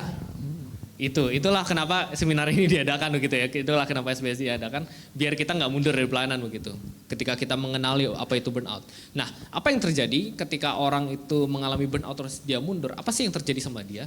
Ya, pertama dia nggak tahu dan dia nggak bisa mendiagnosis apa yang terjadi sama dia gitu. Dia mengalami, dia terima itu semua tekanan dari segala macam multidimensi itu, tekanan-tekanan itu dia terima begitu aja tanpa dia sadar bahwa dia ini sedang burnout gitu. Capek, cabut gitu. Itu terjadi dan itulah fenomena yang bahkan sampai sekarang itu masih terjadi. Gitu, seperti itu. Terus yang kedua adalah pertanyaan yang kedua adalah apa yang cara mengatasinya begitu. Yang pertama, saya sangat yakin kita harus bisa menunjukkan kasih gitu. Menunjukkan kasih. Mendatangi orang itu adalah salah satu bentuk kasih gitu. Tetapi bentuk kasih itu bisa berbagai macam gitu. Mulai dari yang paling simpel, paling sederhana, ketika dia datang disambut selamat pagi. Itu tindakan kasih yang menurut saya itu paling dasar, itu paling basic, dikasih salam selamat pagi. Bayangin Bapak Saudara kalau misalkan saya datang terus hari Minggu gitu. Cuma dilihatin terus buang muka gitu. Ya kita harus bisa kasih keramahan gitu. Seenggaknya kalau kita enggak selamat pagi kita kasih senyum lah. Gitu loh. Itu paling simpel gitu. Jadi kita harus bisa menunjukkan kasih mulai dari hal yang paling kecil sampai yang paling besar itu dikunjungi itu. Itu menurut saya kunjungan itu adalah bentuk kepedulian kasih yang paling tinggi. Dan di antaranya itu kan ada yang ada entah itu didoakan lah, entah itu disambut lah, entah itu misalkan diajaklah ke persekutuan, diperhatikan, gimana keluarga, gimana anak, gimana, ditanyakan itu. Kita basa-basi aja nggak apa-apa gitu. Kita tunjukkan bahwa aku ini care sama kamu gitu.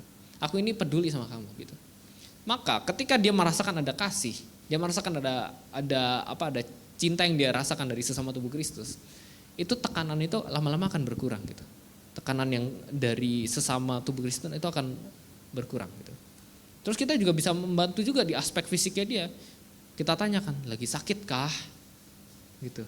Lagi nggak sehat kah? Macam-macam. Perlu bantuan apa kah? Misalkan ini kebetulan saya ada vitamin macam-macam gitu, boleh nih dikasih gitu.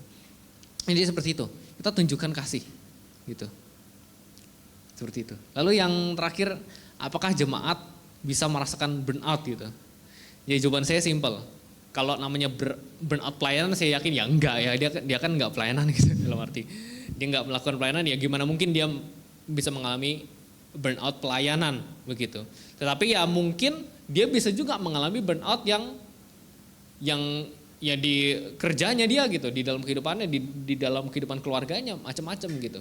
Mungkin dia stres di dalam kehidupannya, mungkin dia misalkan anaknya berantem mulu gitu, kayak saya pas dulu berantem mulu. Mama saya stres. Ya. Hah?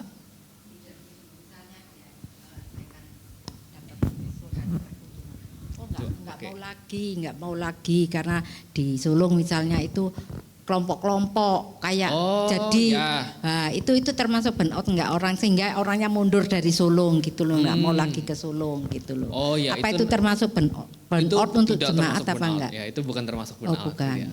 Karena kalau burnout kan itu kelelahan gitu, kelelahan fisik, aja. mental dan itu apa enggak termasuk yang di dalam mental itu? Aku nih ngono ini kok gak direken gitu loh. Tapi memang yang namanya burnout mental. Yang namanya burnout itu memang harus terpenuhi tiga-tiganya itu. Oh, harus. Jadi memang tiga-tiganya itu. Kalau misalkan salah satu, salah dua doang itu memang bisa. Itu mungkin ya tetap hal negatif gitu. Hal negatif bisa itu menjadi stres untuk dia gitu. Tetapi bukan sampai depresi sampai dia sampai kehilangan arah hidup ya kan enggak juga gitu. Dia irritated, dia ya tidak nyaman gitu, tidak nyaman gitu. Tapi bukan berarti dia bakal kayak kehilangan arah hidup, gak mau ke sulung lagi gitu sih. Jadi memang klasifikasinya bukan burnout gitu. Seperti itu sih. Makasih. Terima kasih untuk pertanyaannya, Bu. Di sebelah sana ya, Bu Olivia. Mic-nya boleh ya. Saya ambil. Iya, ini ada titipan pelayanan dari yang lihat online. Untuk mengetahui apakah itu mungkin berkaitan dengan yang tadi, untuk mengetahui apakah itu perintah Tuhan atau bukanlah hal yang mudah. Bagaimana kalau akhirnya kita tidak melakukan perintah Tuhan? Karena zaman sekarang kan kita tidak bisa bercakap-cakap langsung dengan Tuhan. Mungkin yang berkaitan dengan itu tadi, Sin. Sebetulnya memang kita memang tidak bisa bercakap-cakap langsung dengan Tuhan, itu betul. Kayak ya kita nggak bisa kan ngomong kayak selamat pagi Tuhan, terus tiba-tiba Tuhan ngomong selamat pagi, takut kita. Ngeri itu.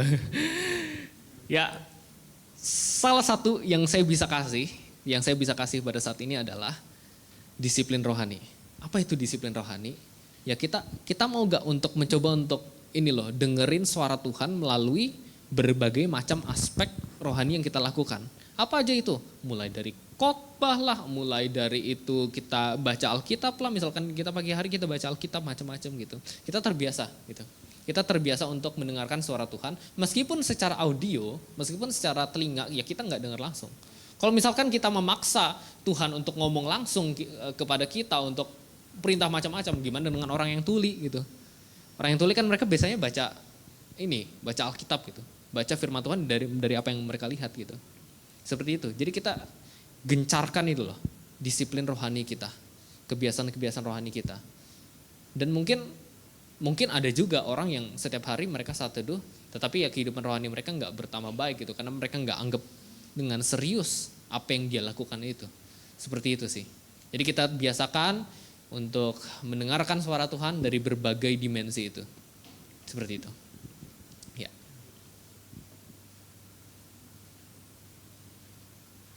Dari live stream, dari online? Oh ya, silakan.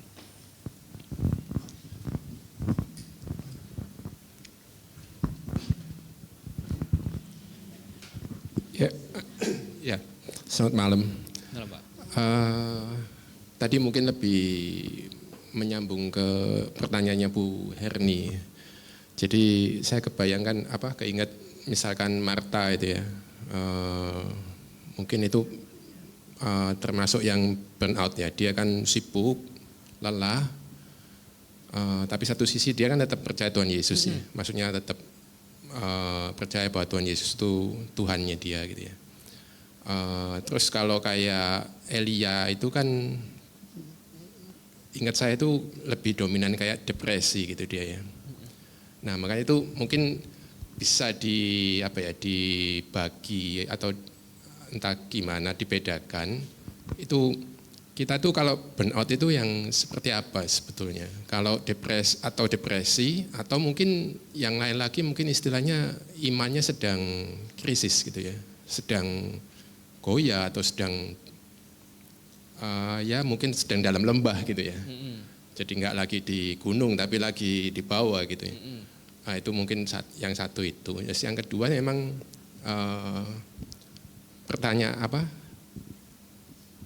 apa yang bisa kita lakukan. Nanti kan kalau secara pribadi ya kita jangan sampai bikin dosa lagi ya. Maksudnya solusinya itu jangan melakukan sesuatu yang malah Tuhan nggak berkenan. Nah itu secara pribadi. Tapi kalau kita tadi sebagai satu komunitas kan kita mesti saling mestinya kita kan bisa minta tolong gitu kan ya. Maksudnya ditolong sama yang lain gitu. Waktu kita ini sedang dalam lembah atau sedang burnout tadi itu. Oke, itu aja. Makasih. Ya. Jadi memang tadi saya tertarik juga dengan disebutkan juga Marta yang mungkin dia kelelahan segala macam.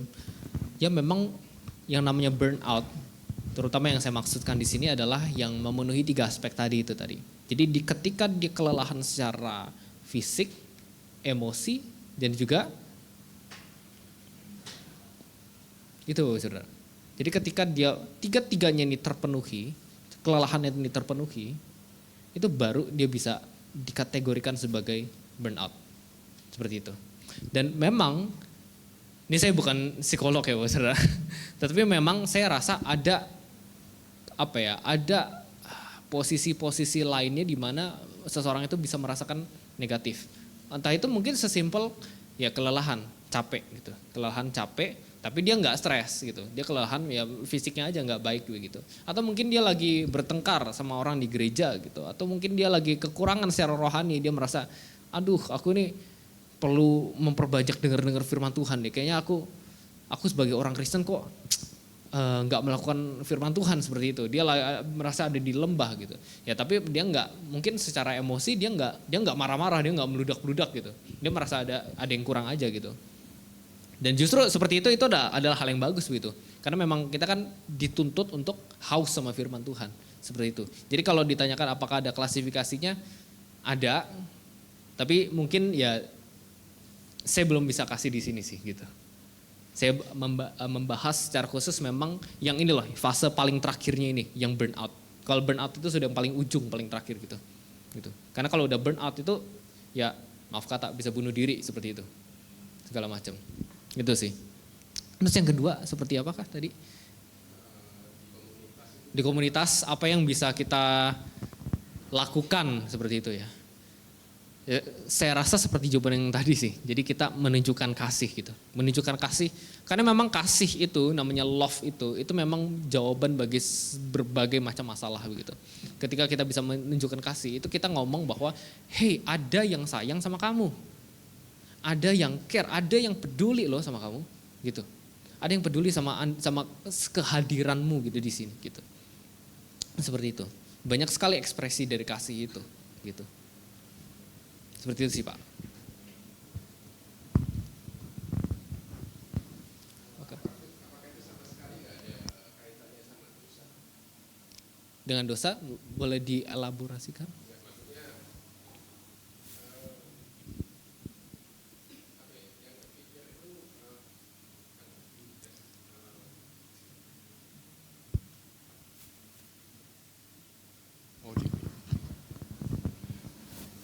Kadang kan nanti kita beralasan, oh saya ini lagi burnout, dipakai jadi alasan gitu ya. Ya. Ini sisi lainnya ya, maksudnya kan tadi kita bahas burnoutnya. Cuman kadang kan nanti kita, udah tahu, nanti udah dapet ilmu ini, terus tiba-tiba kita bilang, ya aku lagi burnout, lagi bosen atau lagi lelah. Padahal ya sebetulnya, bisa yang lain-lain. Tapi kita jadi pakai bahasa yang lebih bagus gitu. Iya. Nah itu kan jadinya kan dosa yang ditutupin lagi gitu. Iya. Nah itu gimana ya? Saya bukan maksudnya potensinya itu kan bisa dipakai seperti itu gitu loh. Jadi kalau tadi dibilang ya kita memang nggak bisa menjudge tiap person ya maksudnya ya. Cuman kadang kan kita mesti hati-hati juga dia itu betul-betul burnout atau memang sedang ya mungkin salah satunya mungkin malas atau sedang lagi nggak ada semangat. Ya itu maksudnya Ya, bisa ada dibedakan itu ya, ya? Ada kemungkinan itu. Dan apakah kita sebagai komunitas bisa membedakan itu ya? Ya saya rasa apakah kita mungkin untuk bisa membedakan? Saya percaya dengan hikmat Tuhan bisa gitu. Dengan hikmat Tuhan kita bisa membedakan ketika seseorang ini sedang burnout dan segala macam. Tetapi kita ada precautionnya, ada langkah-langkahnya gitu. Ada langkah-langkah kita harus bisa cari tahu gitu. Kita tanyakan dengan orang di sekitarnya dia, kita perhatikan apakah dia ini ngadi-ngadi apa enggak gitu. Itu bisa loh kita telusuri itu bisa begitu. Dengan kita support system dari berbagai orang yang saling tanda kutip bekerja sama gitu. Bukan buat ngebuntutin orang gitu, tapi kita cari tahu bersama-sama gitu. Kita tanyain, kita ngobrol one to one gitu, biar dia jujur juga macam-macam segala macam gitu. Jadi dengan hikmat Tuhan bisa. Tapi kalau kita sebagai komunitas juga kita agak nggak niat, maaf kata gitu, kita nggak niat memperhatikan orang itu, ya yang nggak ketahuan seperti itu. Ya, jadi memang potensi itu betulan ada. Terima kasih Pak. Oh, ya.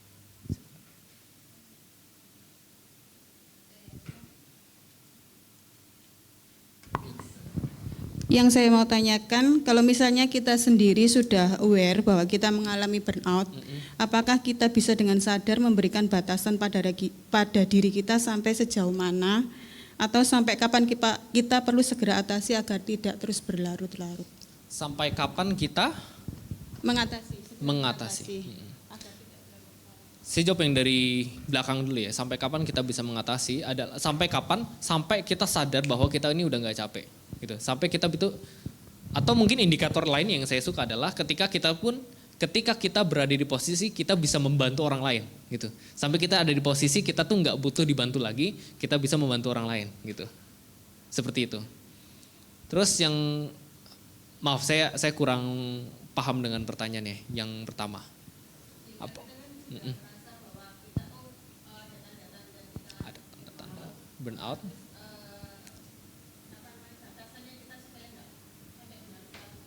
Berlarut-larut. Ya, nggak tahu sih. Seluruh materi ini ya, dimana kita ya kita belajar dari Musa, kita belajar dari Elia seperti itu. Kita belajar dari firman Tuhan. Kita kan orang Kristen gitu, kita sudah mendengarkan firman Tuhan, kita pelajari lagi gitu. Bukan kita harus Bible study setiap hari, ya enggak juga gitu. Kita belajar ya lewat pengalaman juga seperti itu. Sebagai kita menghidupi iman kita. Seperti itu sih. Dengan mengenali apa itu burnout, kita diagnosis, kita tahu. Seperti itu. Ada lagi? Boleh, silakan. Jadi ini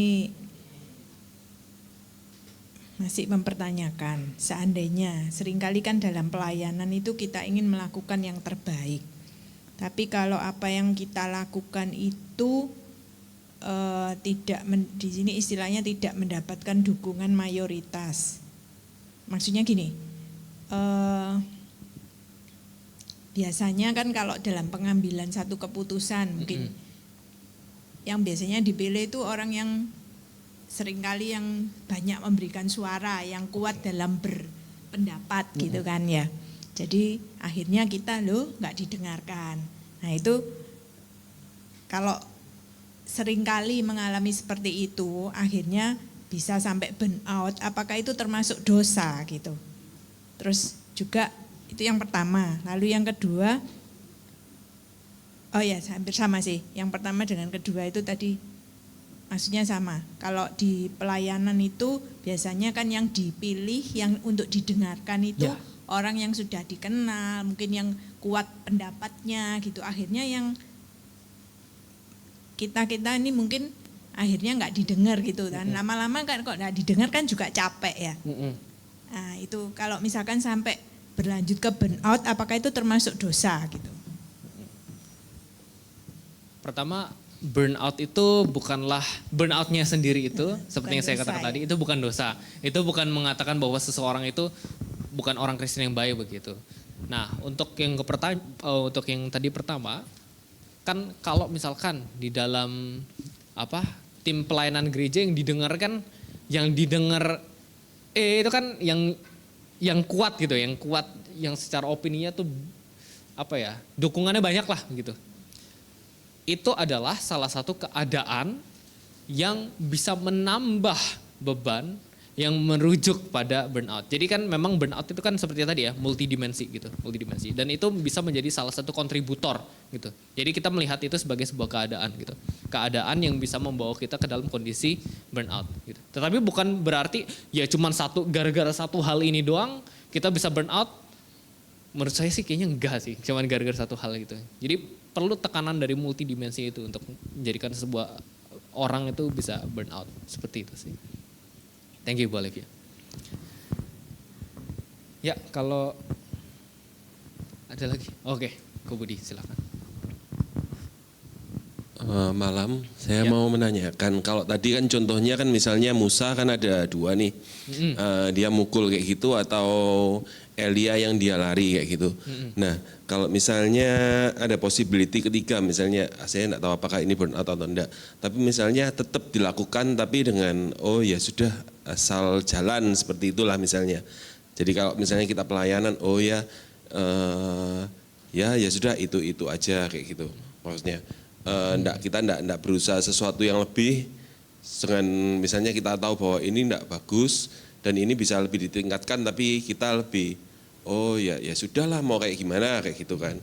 Nah itu apakah burnout atau dosa atau apa, itu yang pertama. Terus kalau yang kedua, tadi kan kalau dari Coach Citro kan sudah tanya kalau tentang komunitas gimana caranya. Nah tadi yang poin ketiga yang pertama itu yang masalah delegasi. Nah kalau dari yang saya mau tanyakan itu kalau misalnya dari gereja secara institusi, nah itu gimana caranya kalau kita mendelegasikan kalau misalnya kita kekurangan orang untuk didelegasikan gitu. Apakah ada langkah-langkah yang bisa ditempuh secara institusi supaya banyak pekerja untuk di ladang Tuhan kayak gitu. Oke. Ya mungkin yang pertama terlebih dahulu, jadi apakah misalkan possibility ketiga asal jadi begitu. Ketika kita dapat suatu kewajiban dari Tuhan, entah itu pelayanan, entah itu apapun, terus kita lakukannya, ya seadanya aja lah. Ya aku jalankan tapi seadanya aja gitu. Nah ini saya rasa ini adalah sebuah gray area, area abu-abu. Apakah kita melakukan itu karena kita satu malas, karena sloth, malas itu dosa gitu. Kemalasan itu dosa. Atau dua, karena kita memang kita sedang di dalam keadaan burnout ini. Sampai kita tuh buat orang lain ini adalah apa? Ini melakukan seenaknya nih. Ini nggak maksimal nih. Tapi padahal kita udah sekuat tenaga gitu.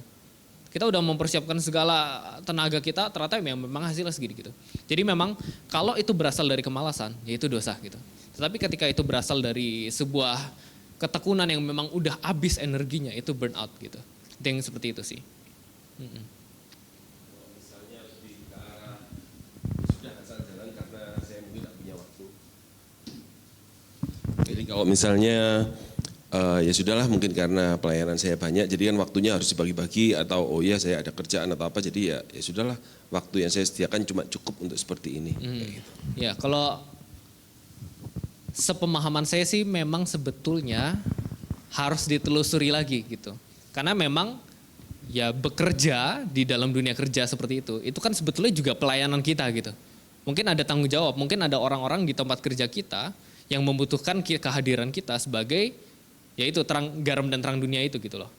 Jadi memang agak sulit untuk menjawab, oke, kalau kamu meninggalkan pelayanan gereja untuk melakukan pekerjaanmu di sini, fix kamu berdosa, nggak bisa begitu gitu. Sangat-sangat rumit gitu. Karena memang ada banyak sekali orang yang maaf kata, dia di pelayanan di gereja tidak terlalu berbuah lah gitu, tidak terlalu punya dampak begitu. Tapi ketika dia di tempat kerjanya dia, orang-orang tuh admire dia, orang-orang tuh oh ini orang Kristen, dia baik nih macam-macam segala itu. Orang malah merasakan berkat dari dia gitu.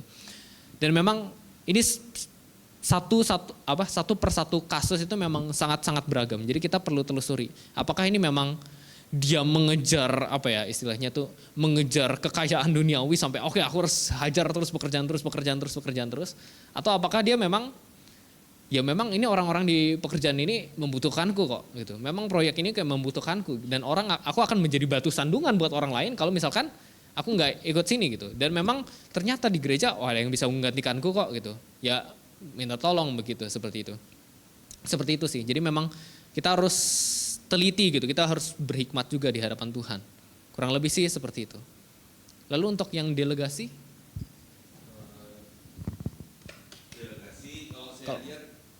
Kalau saya lihat misalnya ada gereja yang kekurangan untuk orang-orang pelayanan, jadi satu orang itu bisa merangkap ke banyak pelayanan, which is itu akan mempunyai tendensi untuk burnout kayak gitu. Tapi ada juga gereja yang bahkan mereka membatasi, cuman satu orang cuman boleh satu pelayanan. Ada juga gereja yang bahkan untuk kita bisa pelayanan itu harus ada kriterianya, mereka harus melewati sesuatu kayak gitu supaya bisa pelayanan. Nah itu. Nah jadi gimana caranya supaya gereja yang misalnya anggotanya sampai harus merangkap banyak pelayanan itu karena tidak ada orang untuk didelegasikan, itu bisa berkembang menjadi seperti yang contoh yang tadi yang lain itu. Bahkan nggak boleh sembarangan, bahkan harus disaring untuk pelayanan atau cuman boleh milih satu pelayanan seperti itu. Iya. Gitu. Ya kembali lagi di dalam delegasi ini, terutama di dalam ini ya, kehidupan kita bergereja, di dalam kita mengatur kehidupan kasarnya, politik gereja begitu, kebijakan gereja, itu perlu banget yang namanya hikmat Tuhan. Sebagai contoh, saya dulu gereja di GKI Jatinegara, terus GKI Jatinegara ini punya Bajem Bintara. Bajem Bintara ini kan Bajem yang bertumbuh gitu. Kita nggak bisa ngomong ke, ayo Bajem Bintara, Anda harus ibadahnya harus seheboh GMS misalnya. Ya nggak bisa gitu loh. Kita harus tahu kapasitas gereja gitu. Kita mungkin sebagai penatua, sebagai majelis, sebagai pemimpin gereja, kita harus tahu kapasitas gitu. Dan kita harus bisa menyesuaikan itu gitu. Kalau memang misalkan yang nggak bisa untuk melakukan segala macam kemegahan, segala macam yang pemusiknya bisa sampai full band setiap hari gitu, ya jangan dipaksakan begitu. Tetapi dengan apa yang kita punya, apa yang kita dipercayakan, kapasitasnya kita pakai itu secara maksimal begitu. Kurang lebih sih seperti itu.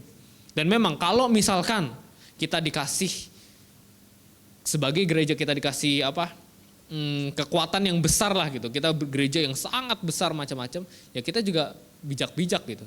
Kita sebagai gereja yang institusi yang sangat kuat, ya kita dikasih kepercayaan untuk bisa membantu juga tuh gereja-gereja yang kekurangan seperti itu.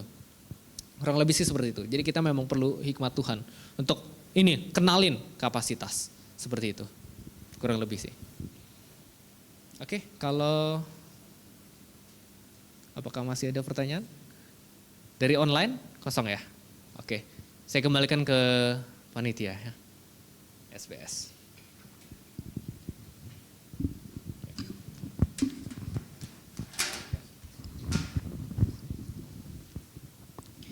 Baik, Bapak Ibu, ada sedikit pengumuman sebelum kita menutup persekutuan kita malam hari ini. Kita akan berjumpa lagi di minggu kedua pada tanggal 23 Februari, seri terakhir. Minggu keempat tanggal 23 Februari, seri terakhir. Baik, kita langsung saja menutup persekutuan kita malam hari ini. Mari kita bersatu di dalam doa. Tuhan Yesus yang baik, terima kasih buat kesempatan dan kekuatan yang masih Engkau berikan kepada kami saat hari ini, Tuhan Yesus. Kami telah mendengarkan pembahasan tentang burnout yang telah dibahas oleh hamba-Mu. Biarlah Tuhan, Engkau yang mengetahui kami adalah manusia yang penuh dengan kelemahan, kekurangan, tapi kami percaya ketika kami berjalan bersama dengan Engkau dan mempercayakan seluruh pelayanan kehidupan dan kehidupan kami dalam Engkau, kami percaya bahwa segala sesuatunya akan terselesaikan dengan baik, Tuhan Yesus. Tuhan, sebentar lagi kami akan kembali ke rumah kami masing-masing. Biarlah Tuhan, Engkau menjaga kami dalam perjalanan kami, kendaraan yang akan kami kendarai. Biarlah Tuhan, Engkau terus menjaga kami, dan berdoa juga buat umat-Mu yang ada di rumah, yang menonton. Biarlah Tuhan, Engkau juga memberkati mereka, dan Engkau juga terus menguatkan pelayanan, terkhususnya untuk pelayan-pelayan-Mu di Gereja GKI Sulung ini, Tuhan Yesus. Terima kasih Bapa, terpujilah nama-Mu. Kami berdoa, haleluya, amin. Baik, terima kasih Bapak Ibu, sampai jumpa dan sampai bertemu lagi di pertemuan persekutuan selanjutnya.